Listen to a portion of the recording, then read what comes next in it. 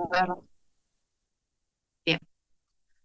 Bueno, el doctor en Historia y Economía fue secretario letrado de la Corte Suprema de Justicia y juez de lo criminal de Buenos Aires, cargo que retomó con concurso a partir del 2011, profesor en varias universidades argentinas y profesor visitante y conferenciante en Chile, Uruguay, Bolivia, Paraguay, Brasil, Perú, Ecuador, Venezuela, El Salvador, Guatemala, Italia, España, Turquía y Estados Unidos. Hoy tenemos el agrado de tener a Ricardo Manuel Rojas, que nos va a dar una capacitación y bueno, lo habilitamos, doctor, para que nos cuente un poco sobre qué nos va a hablar y en qué va a consistir. Y le damos las gracias por esta eh, deferencia que hace en dedicarle esta capacitación para esta. Bueno, muy buenas tardes a todos. Es un gusto a la distancia. Yo estoy en Guatemala en estos momentos, pero Claro. desde la distancia poder tener contacto con todos ustedes que están haciendo una tarea tan complicada, ¿no? En un ámbito del país donde hace falta trabajar muchísimo para cambiar las cosas del país. Y se me ocurrió precisamente, como la mayoría de ustedes, bueno, son dirigentes políticos, pero seguramente están vinculados ya sea en consejos deliberantes o legislaturas con la elaboración del derecho o probablemente con la elaboración de las leyes, las ordenanzas, y probablemente este año electoral algunos de ustedes estén compitiendo, ¿no? En la batalla electoral. Se me ocurrió hablar un poco, pero más bien orientado justamente al trabajo político, sobre un tema del cual acabo de publicar un libro que está saliendo en España, que se llama La necesaria separación del derecho y el Estado. Eh, Ustedes saben, si ustedes le preguntan, había un pensador, un jurista italiano muy bueno, liberal, que estaba vinculado con los pensadores de la Escuela Austríaca de Economía, que se llamaba Bruno Leoni. Yo en la Universidad Francisco Marroquín dirijo un centro, Bruno Leoni, que hacemos estudios en Derecho. Y Leoni publicó un libro allá por 1960, que se publicó originariamente, hoy es un libro famoso, es un clásico del pensamiento liberal, pero en aquella época se publicó por iniciativa de Alberto Venegas Lynch, padre, o sea, el padre de Alberto Venegas Lynch, hijo, o sea, el abuelo de Bertie Venegas Lynch, quien dirigía un centro de estudios sobre la libertad. Probablemente algunos de ustedes lo conocen, hayan oído hablar. Fue un centro que allá por los años 50, 60, se dedicó a difundir las ideas de la Recording libertad in y a progress. publicar libros sobre el pensamiento liberal. Y Bruno Leoni, que había escrito un trabajo muy bueno que llegó a manos de Alberto Venegas Lynch, y él lo invitó a Buenos Aires, dio conferencias en Buenos Aires y luego él lo invitó a que publicaran ese trabajo como libro. Fue la primera edición de ese libro. Empezaba diciendo Bruno Leoni hace más de 60 años atrás que si ustedes le preguntaran a cualquier estudiante de abogacía qué es el derecho, seguramente les dirían que el derecho son las leyes que se elaboran en el Congreso, ¿no? La idea básica que la gente tiene sobre el derecho es que precisamente el derecho son las leyes, es la legislación. Esto ha traído muchos problemas a lo largo de la historia. Eh, Les puedo contar una pequeña anécdota para que vean la importancia de este tema. Hace muchos años yo colaboraba, ayudaba en algunos temas con lo que en ese momento era la Unión de Centro Democrático, ¿no? El partido de Álvaro Alzogaray, que tenía varios diputados liberales en sus filas. Y recuerdo uno de esos diputados, no voy a decir el nombre, pero que era una excelentísima persona y muy eh, digamos, muy vinculado, muy enrolado en la defensa de la libertad, que cuando salió del Congreso hizo publicar todos los proyectos de ley que había presentado. Y eran dos grandes tomos llenos de proyectos.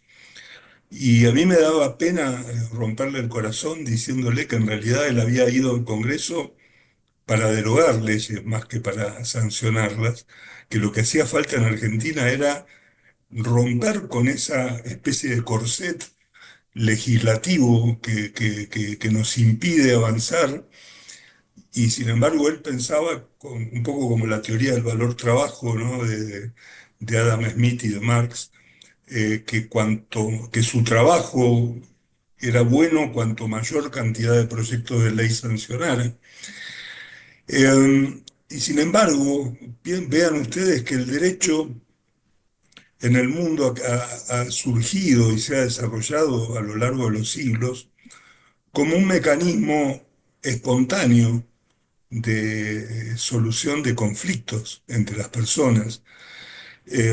Ustedes seguramente están familiarizados con la idea del orden espontáneo, ¿no? Que empezó con Adam Smith y los autores morales escoceses, pero que en el siglo XX, Friedrich Hayek le dio una forma muy especial porque lo estudió científicamente, esta idea de lo que Adam Smith llamaba mano invisible, Hayek lo llamó el orden espontáneo, ¿no? Nosotros actuamos, cada uno buscando sus propios fines, con sus propios incentivos, tomando sus propias decisiones, con su propio código de valores. Y en esa interacción que tenemos, muchas veces para lograr nuestros objetivos tenemos que buscar la cooperación de los demás y por lo tanto tenemos que darle a los demás algo que quieran. Nosotros no podemos vivir expoliando a los semejantes, tenemos que hacer cosas que para ellos sean importantes. ¿No? Adam Smith esto lo decía en una frase muy famosa de La riqueza de las naciones, decía, no es de la benevolencia del carnicero, del panadero, del cervecero que uno obtiene esos bienes, sino de su egoísmo, porque él quiere algo a cambio, yo tengo que darle a cambio lo que quiera para yo obtener los bienes que él tiene. Ese orden espontáneo que funciona en el mercado, ¿no? Los economistas liberales lo entienden perfectamente, ¿no? El mercado no es otra cosa que un proceso de intercambio. Ludwig von Mises definía a la sociedad como personas interactuando. En definitiva, la única definición coherente de mercado es la que involucra a las personas que actúan. No hay otra cosa más arriba de ellas. Pero esa idea de mercado que es tan fácil de comprender cuando uno piensa en mercado de bienes y servicios, compras, ventas, oferta y demanda, eh, precios, la determinación de los precios, ese mismo orden funciona en prácticamente todos los sistemas de intercambio entre los seres humanos, como por ejemplo el derecho. Uno de estos autores morales escoceses, amigo de Adam Smith, que era Adam Ferguson, en uno de su libro más famoso, tiene una frase que fue seguida por Hayek y por muchos pensadores liberales. Él decía, las personas se tropiezan con instituciones que son el producto de la acción humana, pero no del diseño humano. ¿Qué es lo que quería decir? Hay instituciones sociales que existen porque hay seres humanos interactuando, pero ningún ser humano lo diseñó, lo creó o lo organizó o lo planificó. Y vean ustedes cuáles eran los ejemplos que daba Ferguson sobre este tipo de instituciones. Hablaba, por supuesto, del mercado, hablaba de la moral, hablaba de el lenguaje. Obviamente no puede haber lenguaje si no hay personas hablando, pero nadie creó el lenguaje. El lenguaje es el producto de una evolución espontánea. Lo más parecido a crear un lenguaje fue el Esperanto, que finalmente lo hablan en academias muy poca gente que tienen tiempo y plata, pero en definitiva todo lenguaje es un producto espontáneo de evolución de personas que lo usan y lo adaptan. Ponía como ejemplo también la moneda. La moneda no es producto de una creación artificial, es producto de un orden espontáneo, de una elección de mercado. Y ponía también como ejemplo el derecho. En tiempos en que él escribía esto, en el mundo anglosajón, al igual que en muchas otras partes de Europa, regía el common law, esto es, un orden jurídico que era elaborado por jueces a medida que resolvían casos. Lo mismo que había ocurrido con los pretores en Roma, ocurría en Inglaterra. Es decir, el derecho no era producto de la legislación, no era el Congreso el que elaboraba el derecho común, esto es el derecho, las normas civiles, comerciales, penales o de otro tipo vinculados con la interacción de la vida diaria de la gente. No era el Parlamento el que dictaba esas normas. De hecho, Hayek en Derecho, Legislación y Libertad dice que precisamente hasta muy entrado el siglo XIX, el Parlamento prácticamente no sancionaba normas que tuvieran que ver con los derechos individuales. El Parlamento se dedicaba a discutir el presupuesto, a ver si le hacían la guerra a Francia y cómo organizar el ejército y cosas por el estilo, pero no a regular la vida de las personas. Eso era derecho y el derecho no es política, no es una cuestión que el Estado tenga que hacer en el pensamiento de los autores del common law.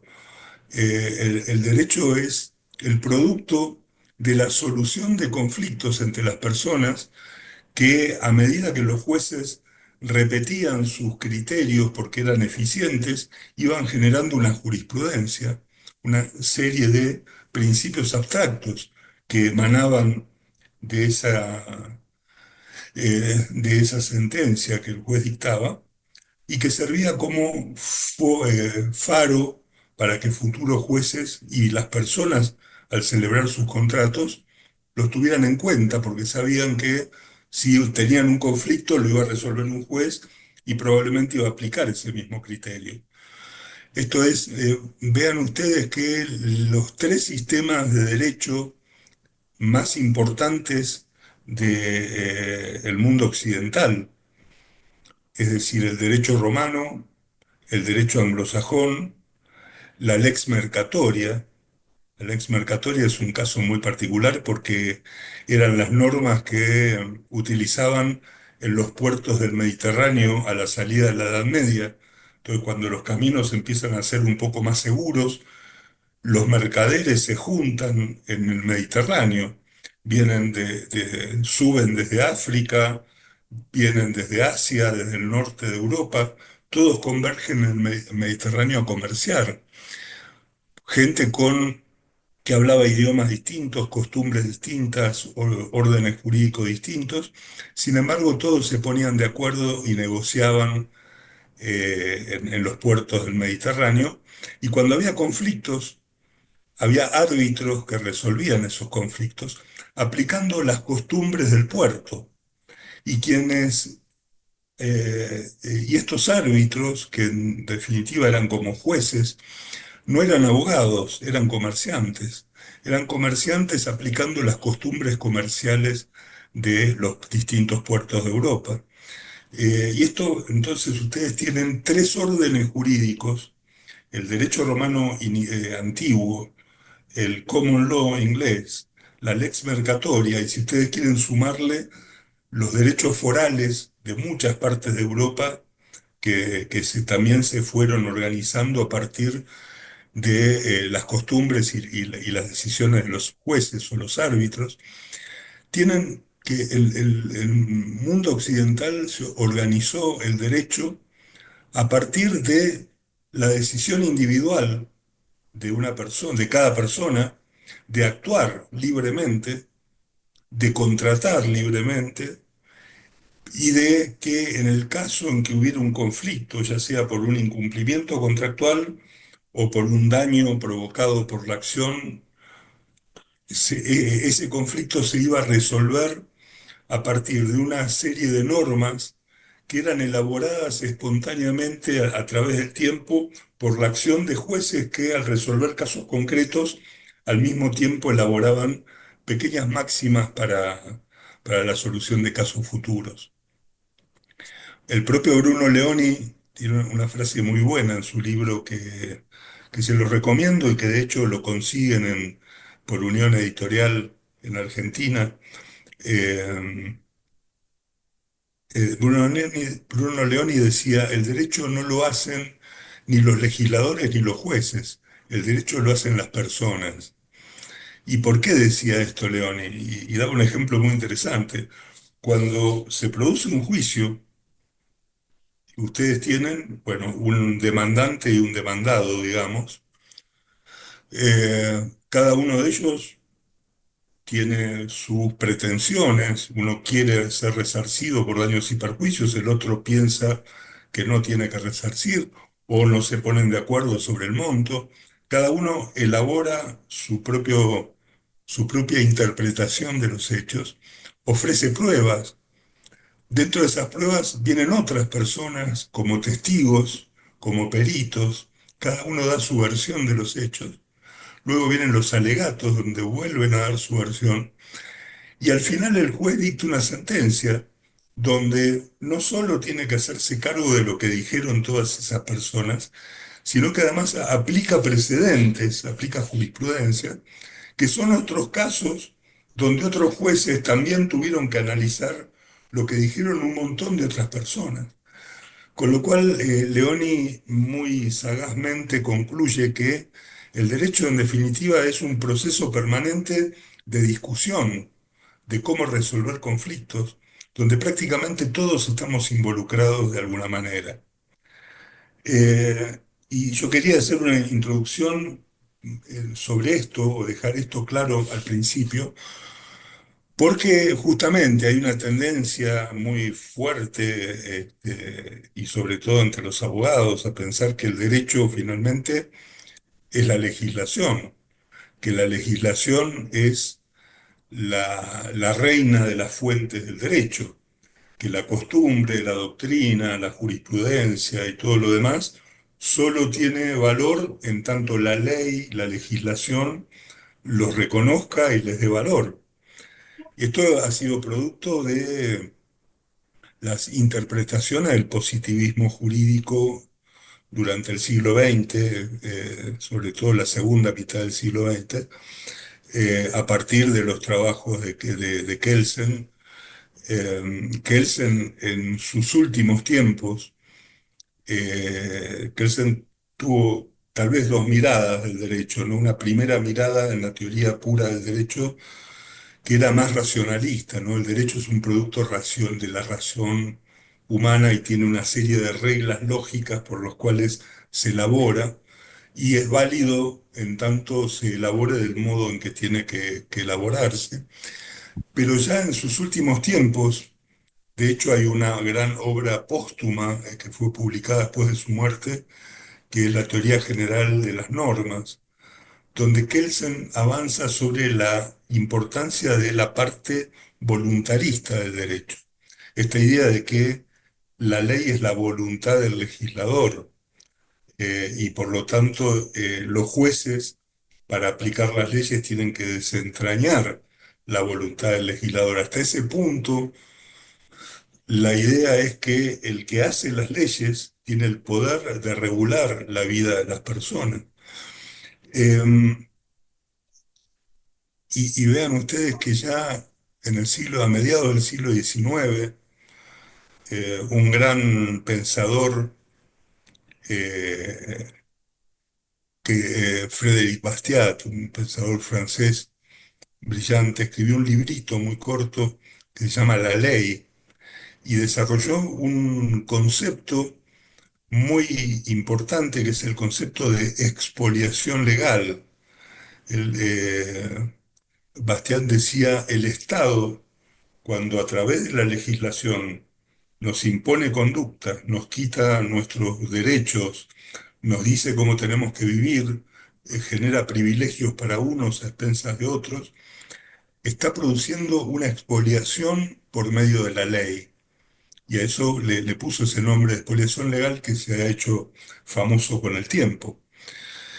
Y eso es lo que hemos vivido nosotros, ¿no? Cuando ustedes analizan lo que ha sido el primer año del gobierno de Milei, lo que ven es que él llegó a un país donde no solo se habían robado hasta las canillas de los baños, sino que además dejaron una inflación no solo de moneda, sino una inflación legislativa, donde todo está regulado, donde hay leyes que impiden que la gente se pueda mover, que pueda actuar como quiere actuar, que para hacerlo tenga que cumplir un montón de regulaciones, reglamentos, permisos. Eh, Argentina tiene capas geológicas de regulaciones a lo largo de la historia. Es muy interesante ver lo que fue el trabajo del ministro Sturzenegger en los primeros tiempos, a pesar de que él tenía mucha experiencia sobre la hiperregulación económica en Argentina, de encontrar que en algunos casos no había por dónde empezar, porque dónde encontrar la punta del ovillo de las regulaciones. Eh,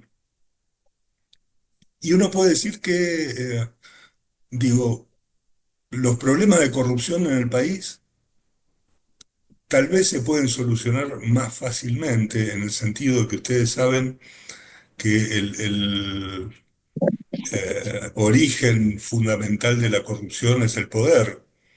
O sea, alguien es corrupto solo cuando su decisión tiene un valor económico. Si un país no tuviera ninguna regulación y ustedes pudieran actuar libremente y no tuvieran que pedir permisos, tampoco tendrían que pagarle a nadie para poder hacer lo que quieren hacer.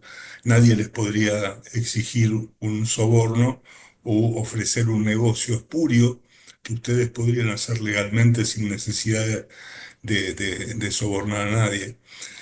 Eh, si ustedes ven, bueno, no les voy a contar yo lo que es la provincia de Buenos Aires, pero cómo el nuevo gobierno de pronto, casi en lo inmediato, empezó a descubrir cajas, ¿no? Cada caja de focos de corrupción, cada lugar donde había un organismo del Estado recaudando plata, había alguien robándosela. Y eso es fácil o no tan difícil de identificar y desmantelar. No se ha hecho un buen trabajo en ese sentido. De pronto dice, bueno, ya acá estas organizaciones que se dedicaban a repartir plata no van a recibir un peso más y automáticamente, como dice el dicho, muerto el perro se acabó la rabia. Sin embargo, la regulación legislativa de la sociedad es algo mucho más complejo de desmantelar. En primer lugar, porque una ley en principio solo podría ser derogada por otra ley, ¿no? Ustedes vean cómo el presidente ha batallado durante todo un año, en primer lugar, para poder introducir a través de un decreto de necesidad de urgencia algunas modificaciones que de ordinario habría que hacer a través de leyes. Luego, sancionar sí una ley, la ley Bases, que se la cercenaron terriblemente, que tenía por objetivo ser la gran ley derogatoria de un montón de regulaciones legales, y como eso además de alguna manera falló porque solo eh, le aprobaron un tercio de lo que la ley contenía, lograr una delegación de facultades legislativas que eh, están previstas en la Constitución con un carácter muy acotado para cuestiones administrativas, determinados temas que se pueden, donde el Poder Ejecutivo con el control del Congreso puede actuar, pero la tarea es titánica. ¿no? Yo creo que hoy uno debería mirar al Ministerio de Regulación como, como el gran ministerio que está de una manera muy, digamos, casi a las escondidas, que con poca repercusión, está provocando las modificaciones que tienden a desmantelar esa inflación legislativa y esa expoliación legal a la que hemos estado sometidos. Entonces uno se podría preguntar, entonces, ¿cuál es la función que los legisladores deberían tener en el Congreso? Eh, Decía Hayek, ¿no?, que la gran, el gran eh, logro no había sido que solo el legislativo legisla y que los otros poderes no legislan, sino que además el legislativo tampoco legisla. El poder llamado poder legislativo, que es el Parlamento, es el Congreso, tiene finalidades políticas que son mucho más importantes que las de dictar leyes que tratan de regular la vida de las personas. Eh, el Congreso es el principal órgano de control del gobierno, por eso, porque son precisamente los representantes del pueblo los que están allí reunidos. Como les decía hace un rato, el Parlamento inglés o el Congreso norteamericano durante muchos años, sus funciones primordiales eran políticas, no legislativas.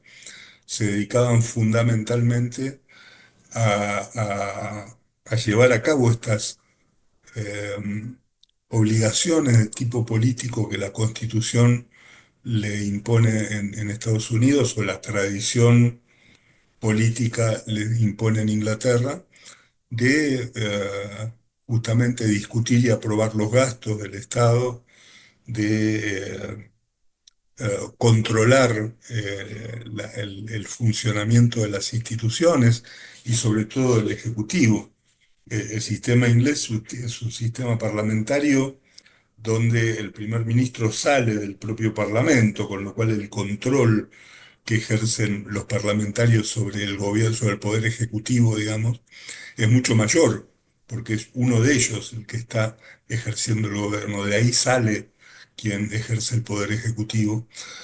En el sistema americano no, pero por eso se le da al Congreso un poder de control mucho más grande. Y hoy por hoy uno podría decir que la principal tarea legislativa que deberían tener los legisladores liberales es de derogar leyes más que de sancionarlas, o en todo caso sancionar leyes que eh, permitan a las personas poder ejercer su vida. Vean, hay un problema que hemos tenido de interpretación en Argentina. Yo estoy haciendo un nuevo doctorado, estoy aprovechando que estoy aquí en Guatemala y decidí en la Universidad Francisco Marroquín, donde estoy trabajando, ya que estoy, a hacer un doctorado allí. Y estoy terminando una tesis doctoral sobre la Corte de Bermejo. Antonio Bermejo fue uno de los grandes jueces de la Corte Suprema allá por principios del siglo XX. Él fue juez de la Corte entre 1903 y 1929, que murió siendo presidente de la Corte. Eh, y lo que uno ve analizando es los primeros fallos de la Corte, inclusive los 40 años previos a Bermejo, que ustedes saben que en nuestra Constitución, el artículo 14 dice: todos los habitantes gozan de de los siguientes derechos conforme las leyes que reglamentan su ejercicio. Eh, Alberdi explica perfectamente qué significa esta cláusula. Alberdi ha dicho: esto significa que uno no ejerce directamente los derechos, la Constitución no es operativa en cuanto a los derechos por sí misma, hace falta ponerla a funcionar y se la pone a funcionar a través de leyes, pero esto no significa que el Congreso pueda restringir los derechos de las personas cuando lleva a cabo esta regulación. Porque si hiciera falta una explicación, el artículo 28 de la Constitución nos dice los derechos y garantías no pueden ser alterados por las leyes que reglamentan su ejercicio. Sin embargo, desde los primeros fallos de la Corte equiparó el concepto de limitar el ejercicio del derecho con limitar el derecho. Y rápidamente apareció la expresión, los derechos no son absolutos, tienen que ser reglamentados por la ley. Y a partir de ese momento, entonces, el Congreso se consideró habilitado para poder dictar o sancionar cualquier tipo de ley, aún las que alteren derechos a pesar de estar prohibido por el artículo 28. Eh, entonces se ha generado como una idea de que no hay límites para el poder del Congreso. El Congreso puede sancionar todas las leyes que considere adecuadas, porque para eso la gente los votó, y que además eh, ellos pueden hacer una evaluación, incluso aplicando teorías económicas para demostrar que su violación de derechos individuales de todos modos es útil para el país o es eficiente. La corte de Bermejo en aquellos tiempos, el fallo Hileret, ya desde entonces, con muchas citas de Alberdi, le dijo al Congreso, usted no puede violar derechos con el argumento de que está siguiendo determinada política económica, porque los derechos no dependen de eso y su poder no depende de eso. De modo que la reflexión que yo quería dejarles, y estaría bueno, si quieren, a partir de ahora, que, no, que tengamos alguna interacción, es que tengan en cuenta que precisamente el gran rol que ustedes van a tener como legisladores en el área donde estén, incluso como políticos en el área ejecutiva, no va a ser la de regular la vida de la gente o regular los derechos de la gente, sino por el contrario, protegerlos. La idea de, según las leyes que reglamentan su ejercicio, tal como explicaba Alberdi, tenía un sentido de protección de los derechos, no de ponerlos en manos de un poder del Estado para que los regule como quiera.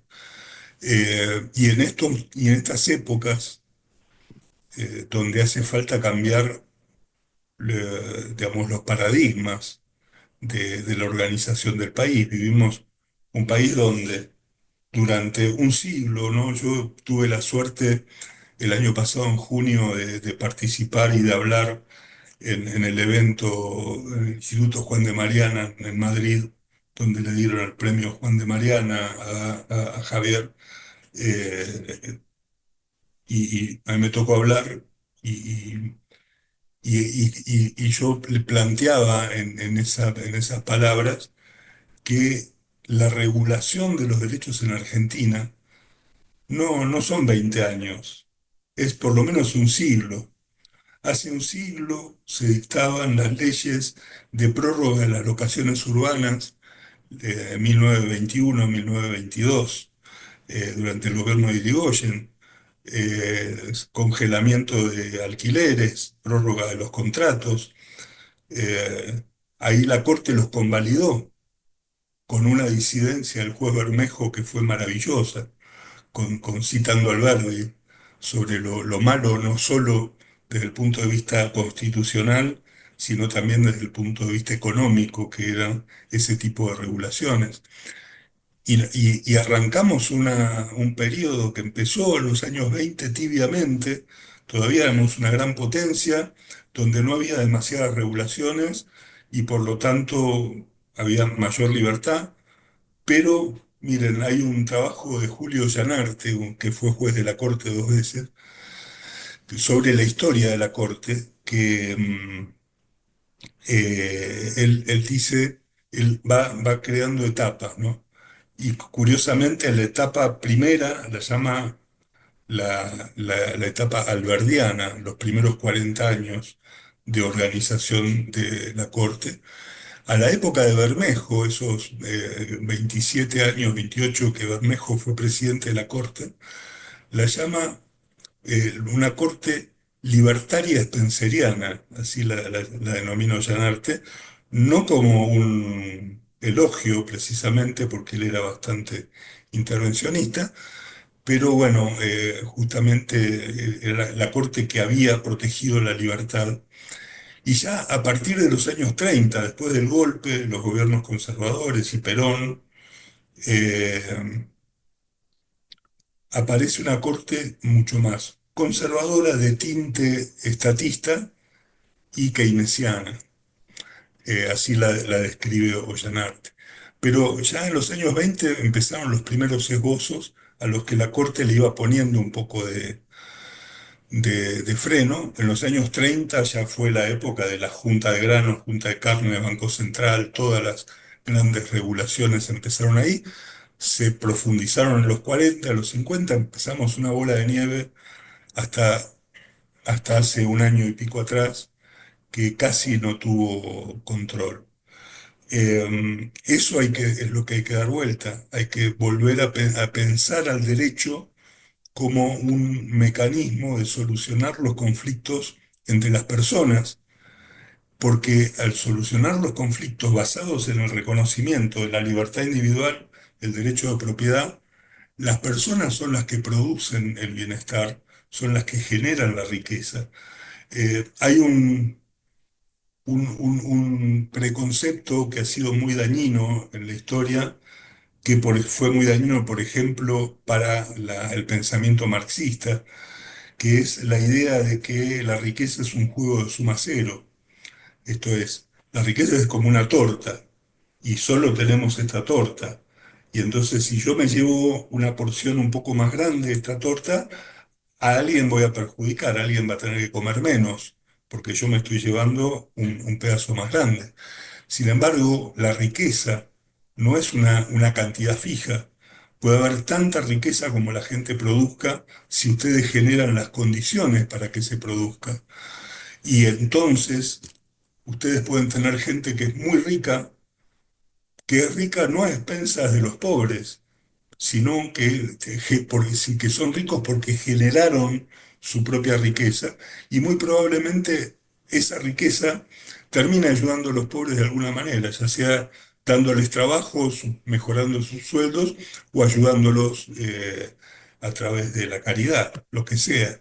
Pero lo cierto es que esta idea de la riqueza como juego de suma cero ha producido un daño muy grande. Toda la idea de la llamada justicia social, de la función redistributiva del Estado y todo lo demás, partió de decirles, miren, si alguien es más rico es porque, como decía el dogma Montaigne, la riqueza de los ricos es la pobreza de los pobres.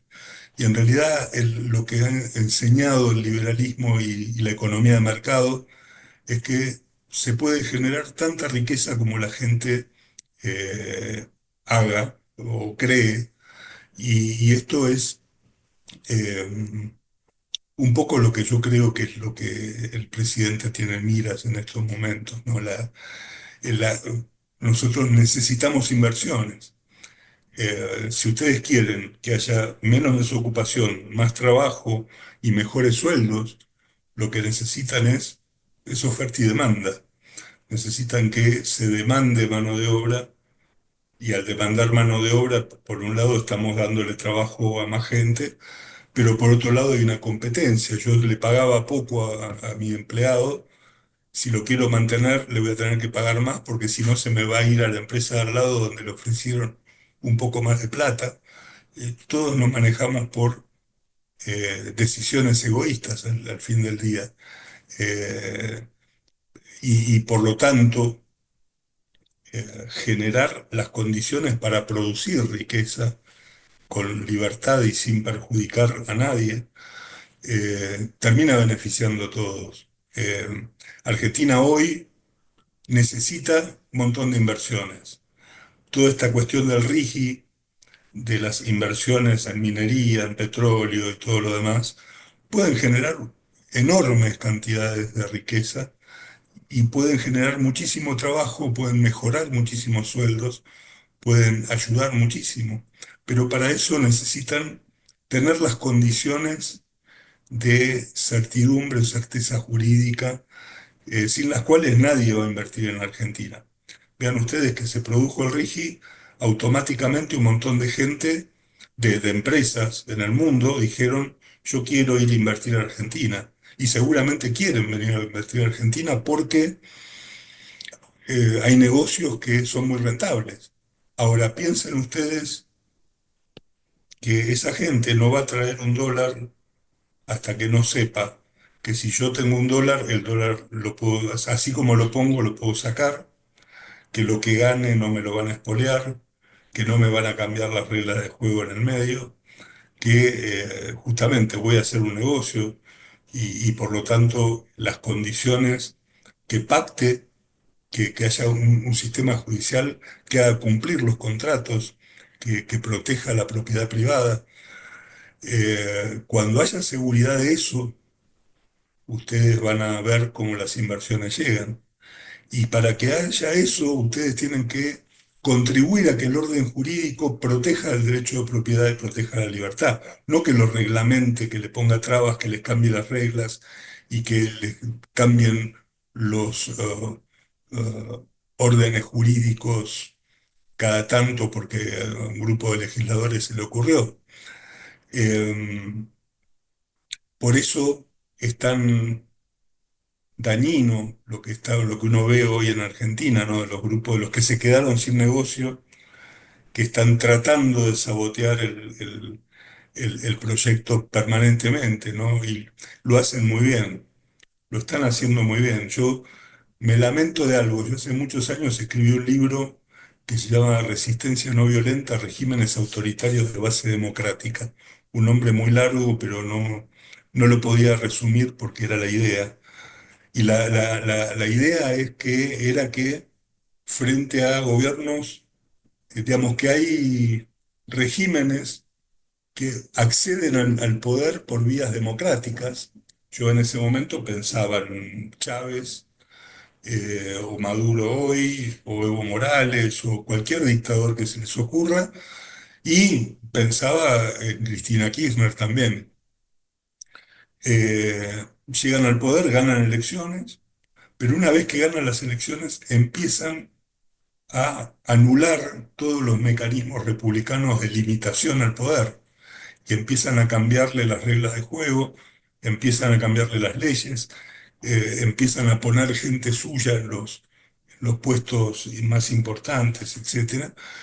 Eh, y frente a eso, yo decía, ¿cómo nos defendemos de esto que es tan evidente que pasó en Venezuela, que pasó en Bolivia, que está pasando, estaba pasando en Ecuador? Ecuador se salvó por la dolarización, de no haber caído en lo mismo que Venezuela. Lo vemos hoy en Nicaragua, en Honduras y en otros países. O sea, ¿cómo nos defendemos de eso? ¿No? Y yo había estudiado mucho sobre la teoría de Jim Sharp, que fue un profesor americano que elaboraba métodos de resistencia no violenta a, a dictaduras, y lo había hecho con mucho éxito. Había logrado que en Asia y en África, por lo menos, muchos dictadores cayeran a partir de acciones ciudadanas no violentas.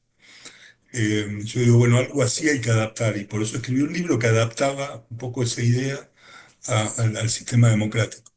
Y la gran frustración mía es que a lo largo de este libro, tiene más de 10 años, los únicos que se interesaron por los métodos fueron un grupo izquierdista de separatistas catalanes que invitaron a Barcelona porque querían que les comentara cómo hacer para romper con el gobierno español. Por supuesto no fui. Y estoy viendo que algunos kirchneristas han descubierto que pueden usar hoy estos métodos en contra de un gobierno legítimo y constitucional y bueno, porque uno ve que lo que pasó hoy, incluso todos los miércoles, con la excusa de los jubilados, porque no hay un solo jubilado, son todos activistas o usando la universidad o pidiendo juicios políticos y todo esto, son mecanismos para voltear el gobierno. Y en ese contexto creo que para cerrar y ver si podemos charlar un poco, lo que hay es tener muy en claro cuál es la función de los legisladores en el Congreso y en cada Congreso, en cada provincia, en cada municipio, eh, es proteger los derechos individuales, impedir la expoliación legal, que la ley no se convierta en una herramienta de expoliación en manos del Estado, eliminar esta hiperinflación legislativa que heredamos de 100 años de regulaciones y fortalecer las instituciones republicanas para que el país pueda funcionar bien. Ese debería ser el sentido del derecho hoy en Argentina, pensando en lo que se puede hacer desde las asambleas legislativas, ¿verdad? Bueno, muchas gracias. Me gustaría ver si hay comentarios o... Excelente, súper claro, doctor, muchísimas gracias. Vamos haciendo en orden como hacemos siempre, van levantando la mano, yo los voy observando el que levanta la mano y vamos dando la posibilidad de que participen un ratito. Vamos a hacer un par de consultas como para terminar de hacer el cierre, pero la verdad que fue súper claro, hermoso. A ver quién, si no vamos leyendo el chat, algunos han escrito en el chat. Bueno, todos elogios en el chat, así que dice, por ahí dice, Maximiliano Díaz dice, además de la seguridad jurídica que necesita un empleador para invertir y aumentar es la oferta laboral, se me acabo de perder. Ah, dice si podría repetir el nombre de su libro, doctor. ¿Cuál de ellos? ¿El último del que hablé? Creo que el último, el nombre súper largo debe ser el que Sí, no. se llama, y de paso les explico por qué tiene ese título. Bueno, ahí Resistencia no está. violenta a regímenes autoritarios de base democrática. Está Bien. publicado por Unión Editorial en Madrid, pero también en Buenos Aires, es que se consigue en Buenos Aires. Eh, Piensen, resistencia no violenta, porque la idea es que la no violencia, aunque parezca raro, suele ser más efectiva que la violencia. Y ahí yo explico por qué y qué es lo que pasa cuando uno ejerce la violencia. Entonces, resistencia no violenta a regímenes autoritarios, o sea, de base democrática, es decir, regímenes que comenzaron teniendo legitimidad democrática de origen, ganaron una elección de acuerdo con la Constitución y todo lo demás, pero una vez que se instalaron en el gobierno, empezaron a cambiar las cosas para volverse dictadores.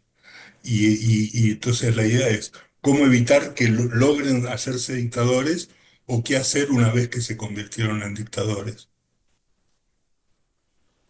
Bien, bien. ¿Alguno que Hay un quiera? par de manitos. Yo no las veo las manos. Ahí está, levantaron.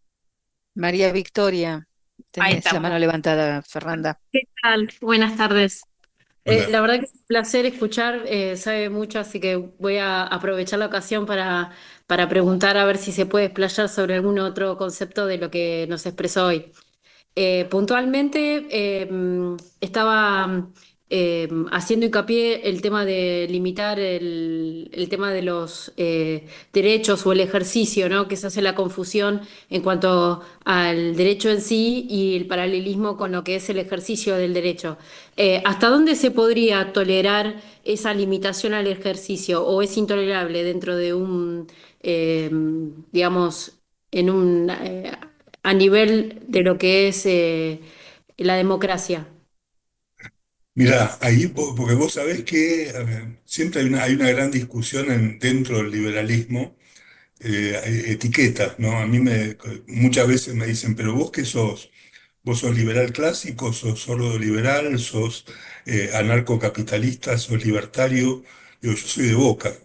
En realidad todo lo demás lo podemos discutir. Y el punto es que el liberalismo, más allá de los que piensan que no debería existir el Estado o los que piensan que debería existir un Estado mínimo, los que sostienen que el esquema de la Constitución es muy valioso, los que piensan de otro modo, pero el liberalismo en general, que abarca a todos esos, tenía dos premisas fundamentales con las cuales nació durante el Renacimiento. Una era la, el, la el valor del individuo, ¿no? Exaltar el valor del individuo y proteger sus derechos, ¿no? La idea era resaltar la dignidad humana y la racionalidad, la razón individual como forma en que cada uno resuelve sus propios problemas y guía su propia vida, algo que había sido abandonado durante la Edad Media. Entonces, el Renacimiento es una gran revolución en favor de la individualidad y el reconocimiento del hombre, del individuo. Y por otro lado, la limitación del poder del gobierno, precisamente para que los individuos puedan gozar de sus derechos. Entonces, sobre esa base, que son dos principios interconectados, a lo largo de la historia vos tenés gente que dijo, bueno, tengamos un gobierno mínimo, o sea, limitemos al poder del rey, la Carta Magna y todo lo demás, organicemos desde cero un gobierno basado en el reconocimiento de los derechos, ¿no? La Constitución de Estados Unidos, o Rothbard, el anarcocapitalismo, que dice, no, eliminemos el gobierno, el Estado, porque no hace falta. Yo tiendo a tener esta última idea, pero reconozco que es una idea académica por hoy. Acaban de publicar un libro que se llama Free Cities, que lo vamos a presentar en la Feria del Libro, donde trato de explicar cómo funcionaría esto, una competencia de reglas sin Estado, pero sin llegar a esa discusión que sería para otro día, eh, y metidos dentro de la Constitución argentina, que es lo que ustedes como políticos defienden. eh, lo que uno podría decir es que el límite de los poderes regulatorios del Estado es, digamos, que el que no pueden franquear es el de anular los derechos individuales, so color de querer reglamentarlos. Las reglamentaciones han sido justificadas a lo largo de la historia por muchos motivos, ¿no? Seguridad, salubridad, higiene. Hay muchos motivos por los cuales el gobierno dijo, esto no lo puede hacer porque si lo hace está contaminando a la comunidad, está generando un peligro para determinadas personas, etcétera. Y en la medida en que sean razonables, estas regulaciones han sido aceptadas y son aceptadas. El punto es cuando ya, por un motivo de que yo tengo tal idea económica y entonces para mí hay que modificar las reglas legales para seguir mi idea económica, que es lo que, por ejemplo, la Corte cuestionó en Ileret. Decía, en Ileret dice expresamente la Corte en 1903, la Corte dice eh, no se puede hacer política económica violando derechos individuales. O sea, el gobierno no puede invocar una política económica que implique violar derechos individuales. Entonces, ese es el gran límite que yo creo que hoy podríamos decir, el gobierno tiene facultades regulatorias razonables, pero no puede pasar ciertos límites que normalmente los deberían fijar los jueces. El problema es que también los jueces han fallado en estos años de Argentina, ¿no? Hay mucho que cambiar. Haría falta una gran bomba de neutrones y empezar un poco de nuevo, que bueno, ya tenemos una bomba, se llama Milei, pero hay mucho para cambiar en el país. Claro. Sí. El licenciado Claudio Algieri también quería hacer una consulta. Sí, muchas gracias, doctor, por ilustrarnos y por enriquecernos tanto con esta hermosa charla. Yo quería preguntarles o escuchar alguna reflexión de su parte, más que nada para aquellos que tenemos intención de ocupar algunos cuerpos legislativos en alguno de los niveles del Estado. ¿Cómo cree que están las leyes respecto de la protección de la propiedad privada? Porque si vemos lo que pasa, por ejemplo, en los territorios, aquellos que observamos un poco lo que sucede en cada uno de los municipios, vemos que está muy endeble el tema de la protección de los bienes raíces, que existen muchos vericuetos por los cuales pareciera muy frágil la protección legal que existe. ¿Usted cree que hace falta ajustar algunas normativas, ajustar algunas leyes, aplicarlas de alguna manera un poco más contundente? ¿Qué reflexión puede hacernos en ese sentido? Miren, el derecho de propiedad es el derecho más bastardeado que ha habido entre los derechos individuales, lo cual tiene una explicación, ¿no? Porque cuando, sobre todo a principios del siglo XX, surge la idea de los derechos sociales. O sea, a principios del siglo XX aparecen dos grandes ideas. Una, los derechos sociales, ¿no? La Constitución del Weimar, la Constitución de México 1917, la luego Constitución Soviética 1918. El pueblo tiene ciertos derechos, la gente, derecho a la educación, a la salud, a la vivienda. Ahora, ninguno de esos derechos puede ser protegido si no es a expensas del derecho de propiedad de alguien. Porque, digo, yo puedo reconocer la libertad y usted puede ejercer su libertad sin que yo tenga que garantizársela positivamente. Lo único que yo hago como Estado es evitar que otros le impidan ejercer su libertad. Pero si yo digo que usted tiene derecho a la educación, le tengo o que pagar la educación o construirle una escuela y ponerle maestros para que lo eduquen, y como derecho positivo. Y eso se hace con plata. Y para que yo, Estado, pueda ejercer esos nuevos derechos, necesito violar el derecho de propiedad de alguien. Alguien va a tener que pagar por todo eso. Entonces, paulatinamente, el derecho de propiedad fue cada vez más bajando de importancia, al punto tal que hoy en día, bueno, no quiero hacer, me parece que vine a vender libros, ¿no? Pero yo publiqué hace unos años un libro que se llama La propiedad, precisamente, y durante todo el libro me dedico a ver el problema de la propiedad desde distintos aspectos: jurídico, económico, político, praxeológico. Pero desde el punto de vista legal, ustedes ven los tratados internacionales, Pacto de San José de Costa Rica, la jurisprudencia de la Corte Interamericana de Derechos Humanos, solo reconoce el derecho de propiedad cuando es la propiedad individual indispensable para la supervivencia de la persona. O sea, el derecho que les protege a ustedes el Estado es que no se mueran de hambre. Ahora, todo lo que exceda de eso ya no es más derecho de propiedad, son derechos económicos. Y con los derechos económicos el Estado hace lo que quiere. Entonces, a través de estos eufemismos, se viene violando el derecho de propiedad sistemáticamente. Y ni hay que hablar con el tema de las usurpaciones y todo eso que han hecho la vista gorda, ¿no? Todos son delitos donde el Estado debería actuar en protección de los propietarios y no lo ha hecho durante muchísimo tiempo.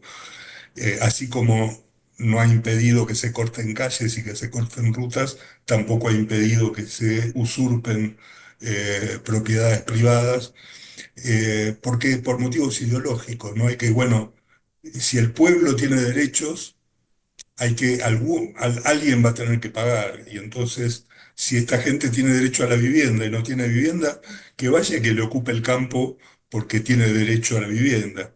Y entonces, ¿cómo compatibilizo eso diciendo que el derecho de propiedad solo garantiza que ustedes no se mueran de hambre? Entonces, el dueño de ese terreno, evidentemente, o presumo que es alguien rico y que no se va a morir de hambre porque yo le quite su terreno, y con eso justifico jurídicamente el asunto, ¿no? Eso que es espantoso se viene viendo en Argentina desde hace muchísimo tiempo. Hay que revalorizar el derecho de propiedad al mismo nivel que el resto de los derechos individuales. Bien. Yo venía pensando cuando hizo la primera ponencia, decía que había leyes que alteraban derechos, ¿no es cierto? Y ahí es un ejemplo perfecto, estas leyes que alteran derechos, ¿no es cierto? Que atentan contra derechos que tendríamos naturalmente. ¿Alguna consulta más, alguna mano más levantada?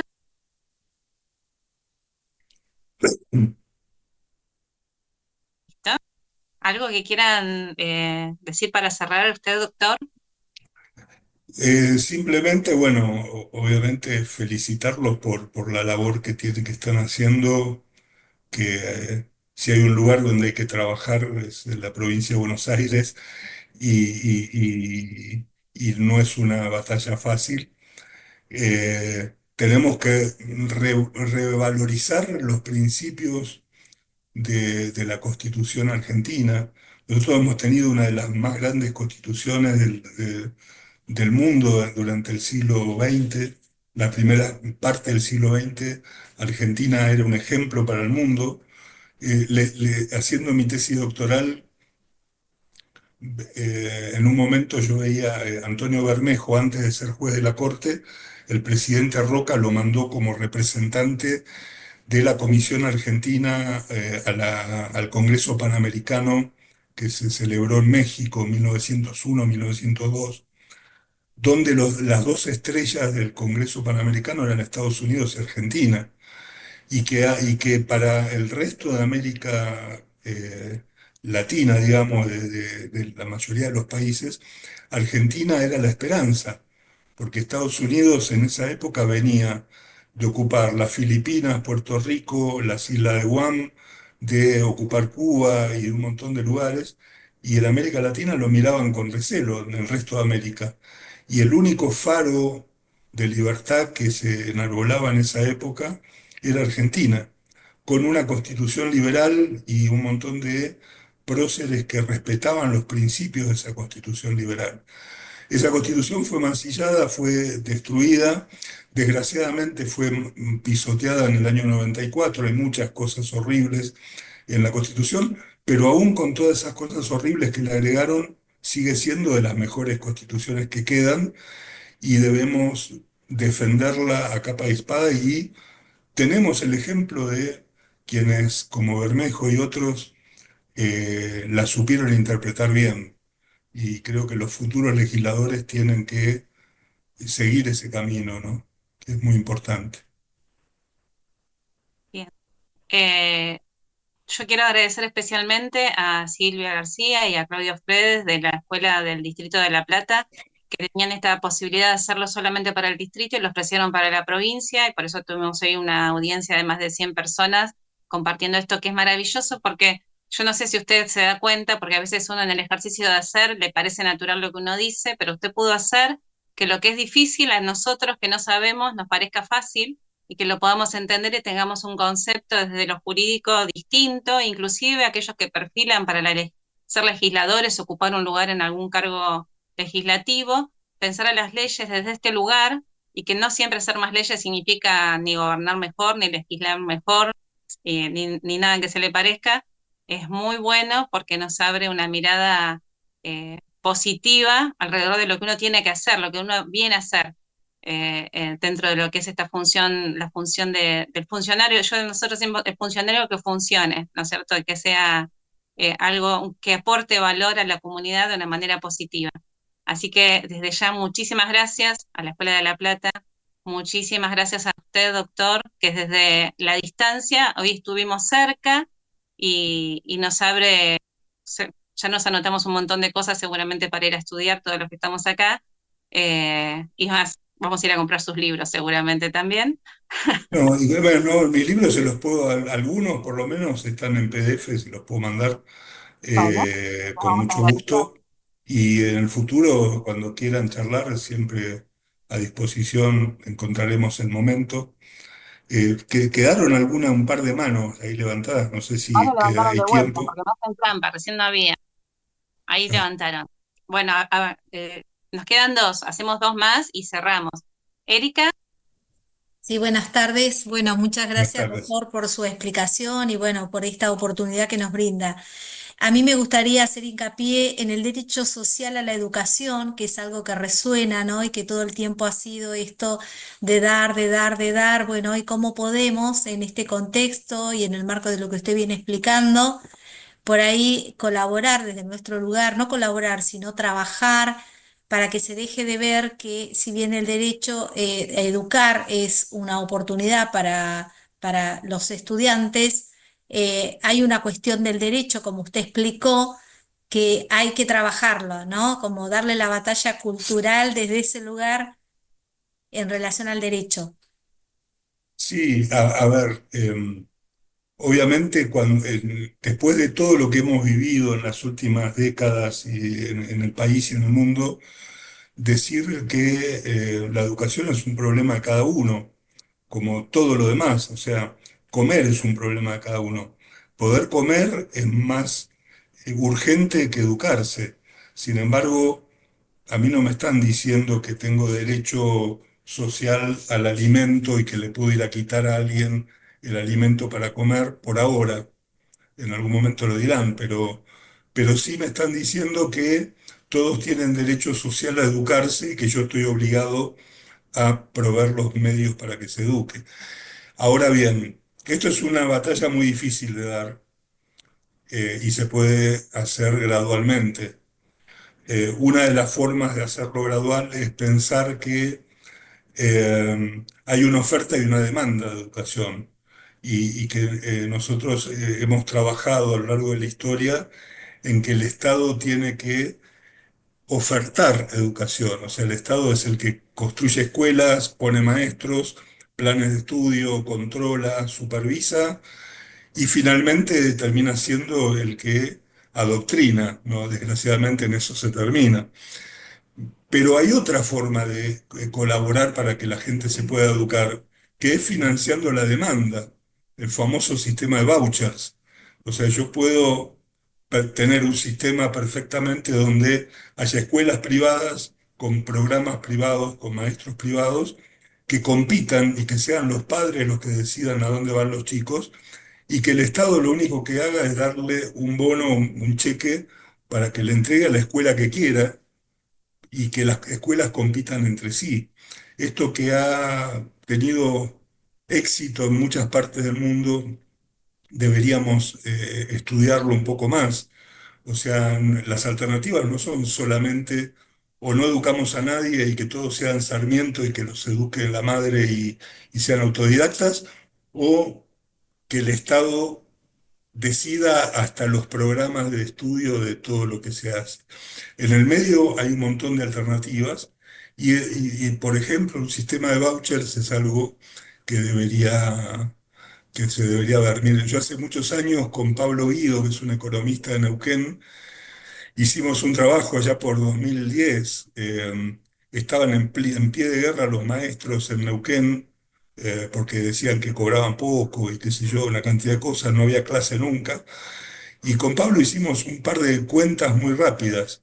Presupuesto educativo en Neuquén, cuántos alumnos hay en Neuquén, cuánto es la división entre, cuánto es el presupuesto educativo dividido la cantidad de chicos en edad primaria y secundaria, y me daba que cada alumno podía recibir un cheque para estudiar en el colegio privado más caro de la ciudad de Buenos Aires, y sobraba plata.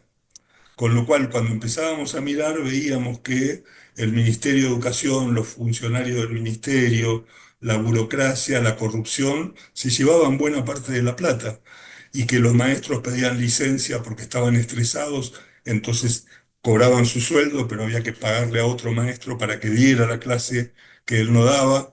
Y era todo un mecanismo donde era absolutamente ineficiente. Cuando uno piensa que si en lugar de eso el Estado simplemente le da un voucher al padre de un chico para que vaya a la escuela que quiera, con lo cual va a elegir la mejor que pueda encontrar, y que las escuelas tengan que competir en calidad para que los padres le lleven a sus hijos a la escuela, en definitiva los incentivos cambian.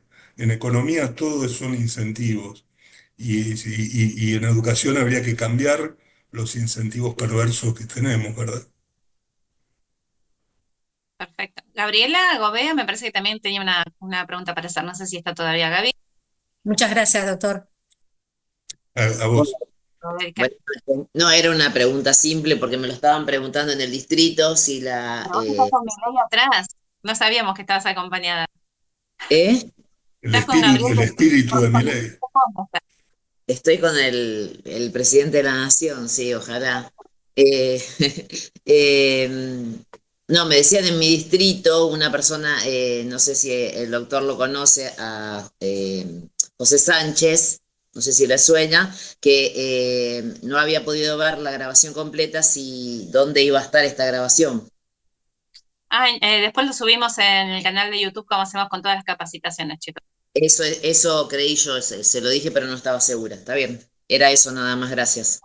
Bien, bien, bien. Bien. Bueno, me parece que no nos queda ninguna mano levantada más. Bueno, vamos de vuelta. Le repetimos el agradecimiento, doctor, y bueno, seguramente ya que se ofreció, lo vamos a tener de vuelta presente en alguna de las otras capacitaciones. Y bueno, gracias a todos por participar hoy y siempre estar inquietos por seguirse formando y aprendiendo para dar la batalla cultural, para formar a los líderes de la libertad. Bueno, muchas gracias y ojalá nos veamos pronto y que tengan mucha suerte en Muchas estas gracias. elecciones. Así sea, Dios quiera, que nos acompañen las fuerzas del cielo. Nos vemos. Nos vemos, muchas gracias. Bueno, aprovechamos, dejamos un ratito, los dejamos que se despidan, como hacen siempre, y cierro. Buenas noches, hasta luego. Buenas noches. Chao, muy Muchas amable. Muchas gracias, excelente, gracias. felicitaciones, Impecable todo. Gracias, doctor. admiración por todo lo que sabe este hombre. Gracias, hasta luego. Muchas gracias, de Magdalena. Gracias, de General Arenales. Muchas Gracias, gracias. hasta luego. General Alvear. Gracias desde Marcos Paz. Muchas gracias. Buenas noches. Saludos de Balcarce, muchas gracias también. Buenísimo. Muchas gracias, Gabriela. Recording stopped. Saludos Adiós. desde Zárate, gracias. Nos vemos en Suipacha.